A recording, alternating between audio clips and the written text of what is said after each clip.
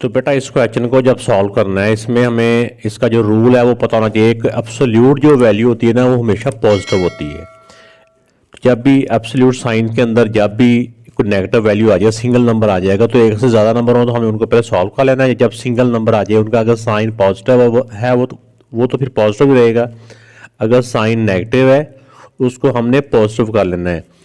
ये एब्सोल्यूट्स की जो ब्रैकेट्स है, इसको जब रिमूव करेंगे तो पॉजिटिव वैल्यू हमेशा क्या होती है?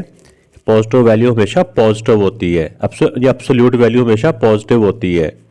इसको हम कर लेंगे ये पॉजिटिव 8। स्टार्ट में प्लस ना भी लिखे हैं तो कोई बात नहीं है। अब इसमें देखें कि इस ब्रैकेट को रिमूव करेंगे, ब्रैकेट के बाहर अगर प्लस का साइन हो तो अंदर का साइन चेंज नहीं होता, यानी ये -9 ही रह जाएगा। या इसको स्टूडेंट ऐसे भी कर सकते हैं कि प्लस माइनस माइनस, इस तरह भी हम कर सकते हैं। अब ये फिर ये दो ब्रैकेट्स आ गई है, एब्सोल्यूट जो साइन है वो आ गए हैं। तो एब्सोल्यूट के जो साइन होते हैं इनके अंदर अगर नेगेटिव वैल्यू हो तो वो हमेशा एब्सोल्यूट वैल्यू हमेशा पॉजिटिव होती है। तो इसको हम कर देंगे पॉजिटिव 14। अब ये भी देखिए प्लस माइनस माइनस 2। तो अब इनको हम पहले दो नंबर्स को सॉल्व कर लें। डिफरेंट साइन हो तो माइनस करते हैं। 9 से 8 माइनस किया, 1 और बड़े नंबर का साइन, बाकी ये दोनों वैल्यू एज इट इज।